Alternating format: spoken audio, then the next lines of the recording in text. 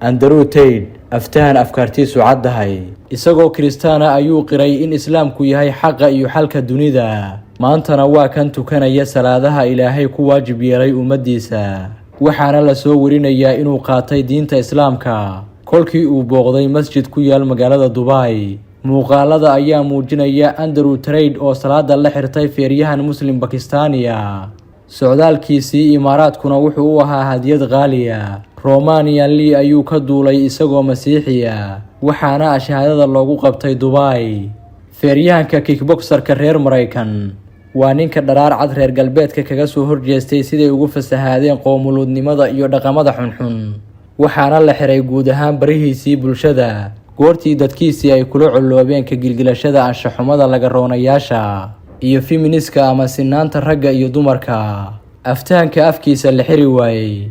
waxa lagu eedeeyay inuu ku xadgudbay xuquuqda dumarka una janjeero muslimiinta taas awgeed ayayna reer galbeedku cunsuriyad iyo cadaadis ku saareen fadlan like saar muuqaalkan haddaad khayrka jeceshahayna u sheer garee saaxiibada mahadsanid muddo kooban ka hor dadkoo dhan maysan wada aqoon Andrew Tate balse iminka waa kan ugu caansan iyo midka loogu hadalhaynta badan yahay internetka waa feeryahan hore oo u dhashay dalka Mareykanka wuxuuna bilada ka soo hooyay feerka iyo laadka isku dhafan ee MMA-da loo yaqaan waana maalqabeen ay qasnadiisa ku jirto 40 milyan oo dollarka Mareykanka saameyntiisa waxa la dareemay markii dumarka ay isku seegeen doodihii uga hor imanayay feministka oo ah dhaqdhaqaaq ay dumarku ku doonayaan xaquuq ka badan midda uu ninku leeyahay wuxuu kaloo ninkani uu ka gilgishay fasahaadka ay dunida ka wadaan laboodka isu galmooda iyo dumarka wax ka doona balse culayska ugu badan ayaa ninkan loo xambaariyay markii uu sheegay in diinta Islaamku ay xal u tahay dhibaatooyinka dunida ka aloosan waxaana hawada laga bixiyay akoonadiisii YouTube-ka Facebook iyo Instagram-ka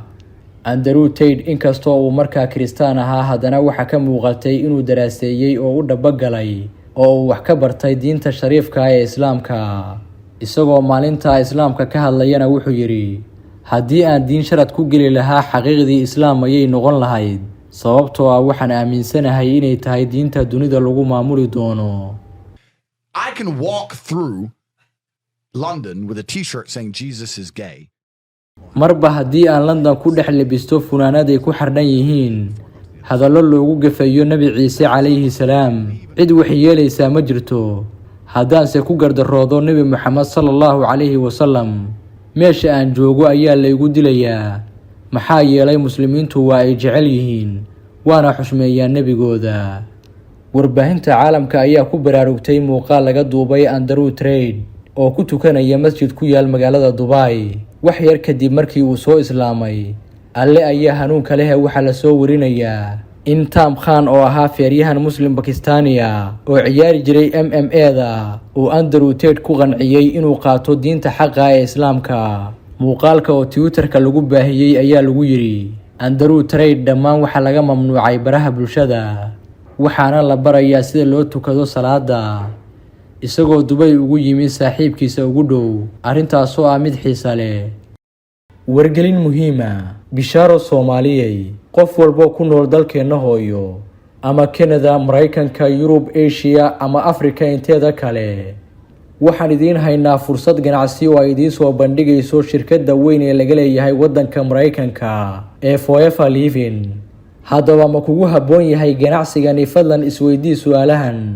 ma tahay qof shaqeeya laakiin dhaqaalaha soo gala uusan ku filayn ma tahay hooyo jecel inay shaqaysato iyadoo ubadkeeda la joogta gurigeeda ma tahay qof ku haminaya inuu ganacsi sameeyo laakiin duruufuhu ay u diideen shirkaddani waxay ku haysaa fursad ganacsi oo aad dhaqaale aad u kooban ku bilaabi karto inaad ganacsigan bilowdo kuma xirna meeshaad joogto waayo adduunkoo dhan ayuu xarumo ku leeyahay sida North America Yurub Aasiya Afrika iyo wadankeenii hooyo dhaqaalaha ugu fiican ee aad ku samayn karto dalabka ugu horeeya waa $398 waa markaad joogto Soomaaliya haddii aad joogto waqooyiga Amerikana $450 ayaad ku bilaabi kartaa ganacsigaaga diiwaangelintu waa lacag la'aan waxaase qasaba inaad haysato dhaqaale yar ee aad ku dalban doonto badeecadaada